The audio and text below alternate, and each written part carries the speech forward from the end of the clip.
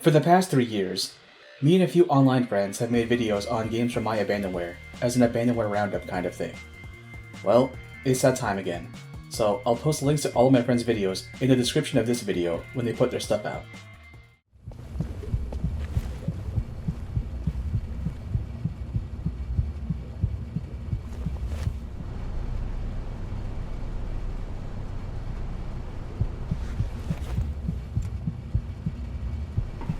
Kill that up! Damn noise.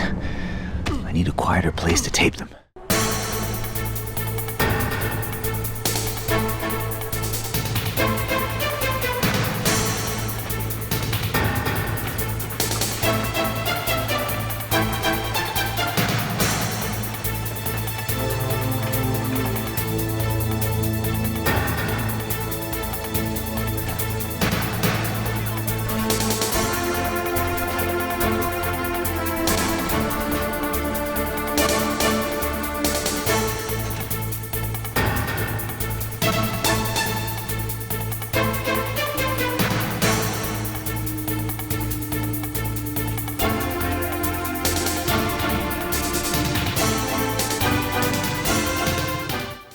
A chameleon is a lizard that's known for its ability to change the color of its skin to match its surroundings as a form of camouflage. As a turn of phrase, to describe someone as a chameleon means it can mimic the attributes of another person. Not surprising then, that a game titled Chameleon would mimic the attributes of other, more well-known games in its genre. Chameleon is a 2005 stealth game developed by Silverwish Games.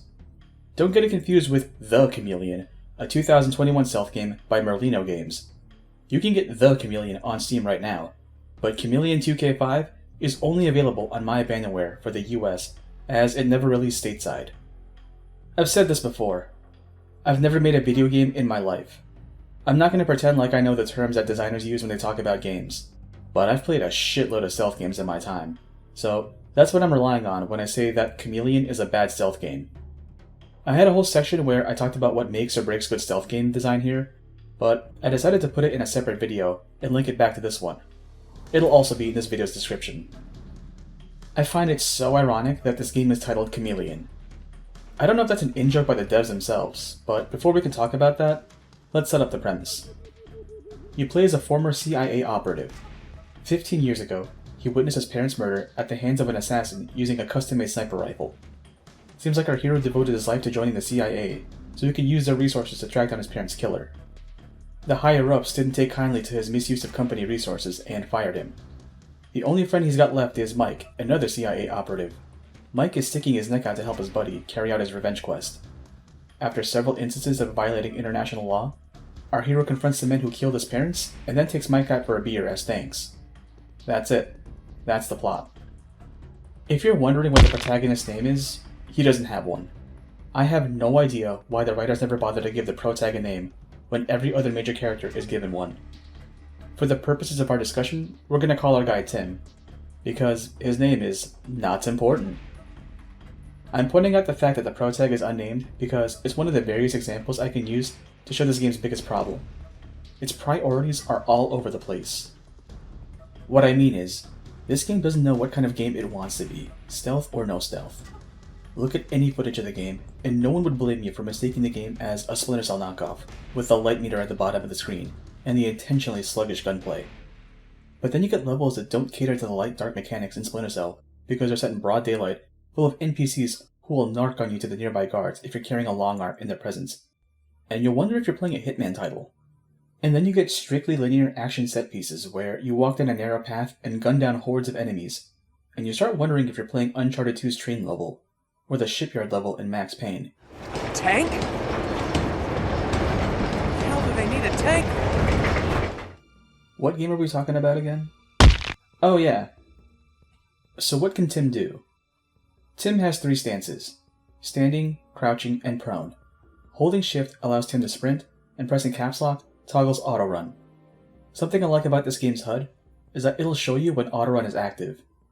Tim can crouch sprint, which is mostly silent, except for when it's not.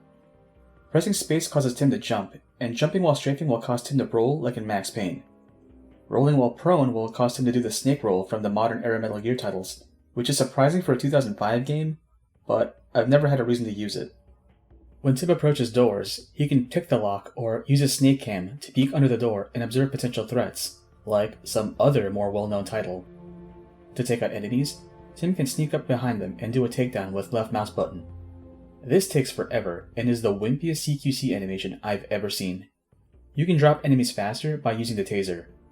The in-game text says that the taser needs a moment to recharge before you can use it again, but that's a lie because I've chain-shocked enemies before.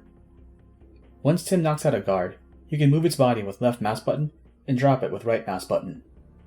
This is where the Hitman influences start showing up because moving a body in this game is clunkier than moving a body in Blood Money or in the newer titles.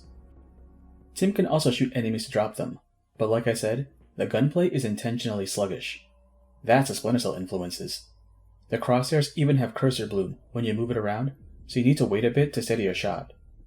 If your gun has a scope, you can go into first-person view for more precise shots, but now you have to deal with scope drift. Here's a problem about putting scope drift in this game. In Splinter Cell, Tim can hold his breath momentarily to steady a shot. As far as I know, there is no way to do that in Chameleon. So you're at the mercy of a shaky crosshair when you line up some tricky shots.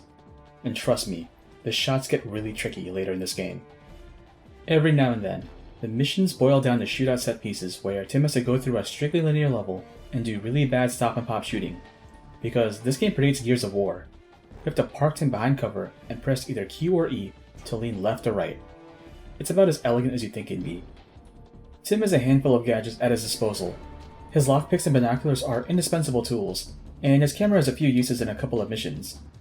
But his directional mic is such a weird addition. Not just because it's really funny to see this man whip it out in a cutscene to eavesdrop on a character, but because it only ever gets used once for the entire game. And then you never need it again. Why was so much work put into modeling a prop, tying it with controls and UI elements, and incorporating it into cutscenes if it's never going to get used past the first mission? See what I mean? The priorities are all screwed up here. You know what Tim can't do? Pull enemies. As far as I can tell, there is no way to catch an enemy's attention and disrupt a patrol without risking an alert. No whistle command to draw an enemy to Tim's last position. No throwable to toss and cause an enemy to move towards where the object landed. Nothing. When an enemy spots Tim, an eye symbol flashes above the light meter. The enemy will move towards a thing that caught their attention. If the eye flashes for too long, it turns red and the enemy goes into alert. This triggers nearby enemies to go into alert as well. Most of the enemies in the level will come together to canvass the area. If Tim can break off, he can wait until the enemies calm down and their alert states reset to neutral. I was actually very impressed when I first saw this because it's so close to resembling the alert phases in Metal Gear Solid. But here's where they fall apart. During the search phase, if you kill an enemy, everyone else in that area will automatically know your position and come after you. It's like everyone developed SOP the minute one of their boys gets popped. To contrast, when I spook guards in Ground Zeroes or Hitman, the games take great pains to show the process of calling in alerts. In doing so, the player has the opportunity to stop the alert if they're fast or ballsy enough. Even if an alert goes off, the player still has a chance to skip out on an area and wait the alert out. Enemies in these games don't act like Naruto shadow clones where they immediately know the player's position once one of their own goes down, like they do in Chameleon. This is the issue with derivative games. They get so close to imitating a system from a more popular title, but then fumble at the crucial moment of design. It sucks because the devs are clearly technically savvy when it comes to the game camera. When Tim enters a crawlspace, the camera seamlessly shifts into a first-person view. It is so seamless that it doesn't even feel like it should belong in this game. Chameleon's problems aren't just in its systems. Its mission structure is constantly giving off mixed signals to the player as to what kind of stealth game it wants to be. When I talk about a game, I tend to bring up its more positive elements before addressing its issues, but I need to make it clear that this game never stood a chance with how it was structured. The first mission of the game set the tone for the rest of the experience. The first thing I noticed when playing Chameleon was how detailed the environment art was. This game rivals Collapse with the work it put into its environment assets and outshines Morphex in how dense it can make certain urban areas. I'm showing the credits for environment art right now because these guys carried the game for me. The first mission is set in Belfast, Ireland, and I can see it. I spent like 3 weeks in Ireland and a day in Belfast, and the architecture reminds me of what I saw back there. It was a treat just seeing those sections. But the entire level exists solely to be the backdrop for a tailing mission. Thankfully, this type of mission structure is never used again, but this raises the same question as a directional mic. If this mission type is not a core element of gameplay, why was it part of the starting mission where it would be the player's first impression of the game? I know why the first mission is structured the way it is.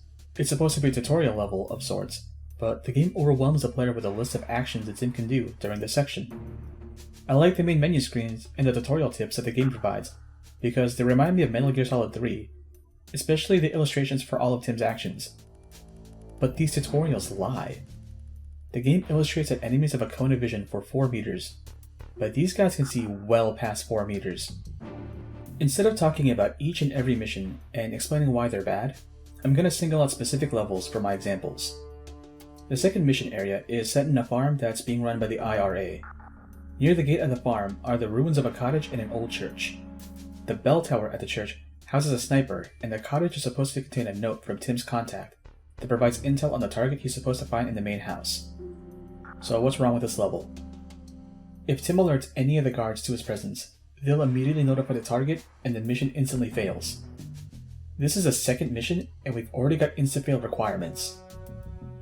Also, if we look at the map, there is no cover between the gate and the farmhouse, and a path is crawling with guards. So we take out the sniper and use his rifle to pick off as many guards as we can with a limited ammo. But once we clear a path, a guard appears at the foot of the ladder. Trying to find a good angle to shoot this guy is such a pain. And we gotta make sure it's a headshot, or else he'll go for his radio and we fail the mission. If you've already played this mission, then you know to go to the church basement and kill this guy before climbing up the ladder to avoid that situation. Now that the church and most of the footpath towards the farmhouse is clear, let's get past the gate. But we got 2 guards posted at the front, and the entire path is surrounded by barbed wire. So we make sure to save 2 bullets from the sniper rifle for these guards, go prone in front of the gate, and pick them off before they can call their boss. None of this feels like skill is involved, it's just a matter of trial and error, and being quick on the draw with these garbage aiming controls. The rest of the mission is relatively simple, because all we have to do is make our way up to the farmhouse, take out all the guards in the area, meet the contact, go into the farmhouse itself, and confront the target. Once we finish the main objective, we can take the getaway car and exit the mission. I like how the briefing screen for each mission is a giant flowchart that continues from past missions. Helps me keep the plot organized when I have nothing invested in these characters. This screen also serves as a way to return to past missions, and it's one of the better aspects of the game. Next up, the police station. This mission is a callback to the starting mission in Dublin. Starts off with a section of Baltimore as a hub. Tim needs to talk to a bartender to get info on how to sneak into the police station. Even though we could walk through the front door and talk to the bartender, there's a door to the basement that allows us to pick the lock and come to the same foyer area as the front entrance. I don't know why that's there either, or why we can go into the bartender's office when there's nothing there to look at. Actually, that's something I noticed about this entire game. It doesn't provide any pickups in the field unless it expects the player to actively engage in combat. The level doesn't get interesting until you get inside the police station, but then the path becomes extremely linear. You have to navigate around cameras and hack them to give you time to pick locks or move towards the next section. Sometimes you have to account for guard pathfinding, but there's only one way to accomplish this mission, despite the camera placement in some areas suggesting otherwise.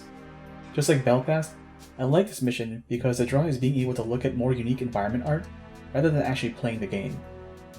I'm skipping around the story, but the next mission I want to talk about is the Colombian prison.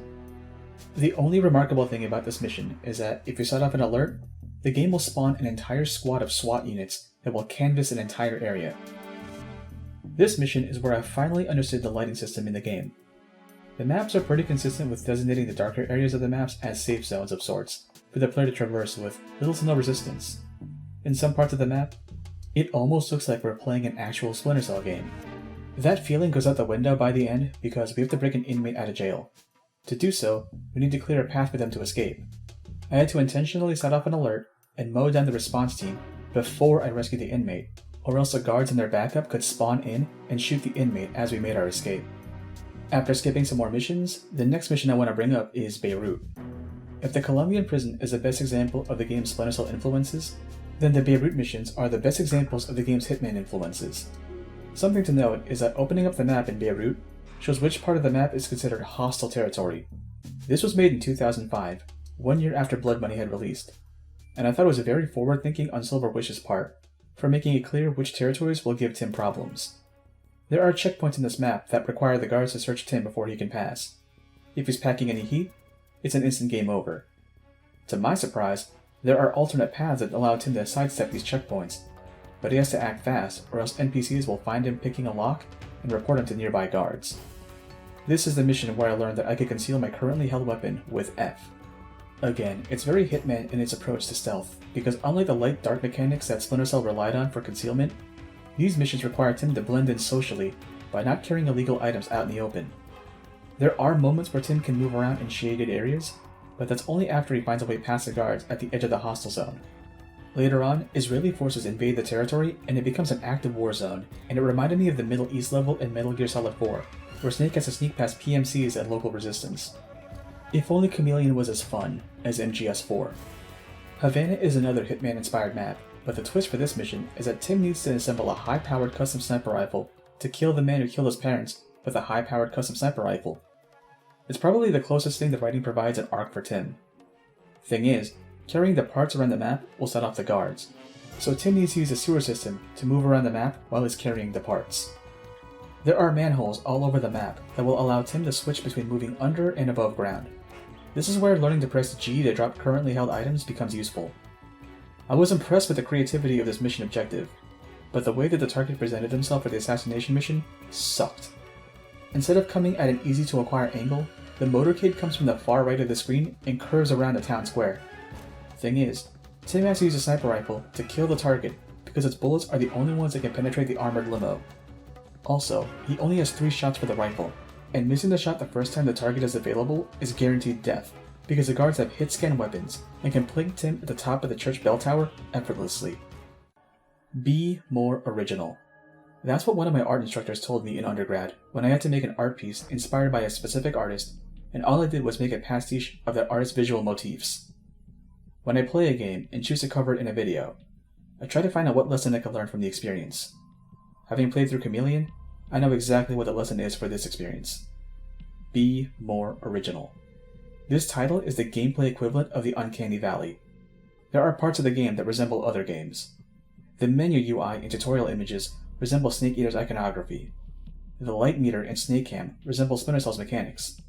The hostile zones resemble Hitman's level design. But the one thing that ties all of these disparate elements together is this. No matter the level, no matter the type of stealth required, the gameplay always sucks. The enemies go into alert at the drop of a pin and piss off everyone around them. Getting into a gunfight is guaranteed death, because there are no recovery items available in the levels, and the game doesn't expect him to engage with combat as a viable method. The very act of shooting a target is miserable, because cursor bloom happens if you so much as look at the mouse. Despite the game's generous weapon loadout and gadgets, and despite all the actions that Tim can perform, none of them let him interact with the world in a meaningful way, other than when the game requires him to do so. Tim can't distract enemies to interrupt their patrols. At best, he can bait enemies with the bodies of their comrades, but their reactions are never truly consistent. The only real joy I had in playing Chameleon was laughing at the enemy reaction to being tased, because it looks so goofy. I feel like an ass for calling this game bad, when I can tell that the devs didn't phone it in when they made this game. The devs aren't idiots. In fact, I'd say they're very technically savvy.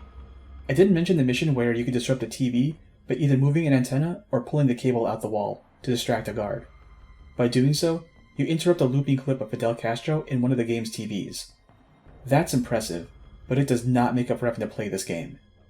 No, I don't recommend playing Chameleon for fun. It's an awkward, clunky, and frustrating experience. But if you have any interest in game design, and want to see how easy it is for a game to get so close but fall so short, Chameleon is worth a playthrough.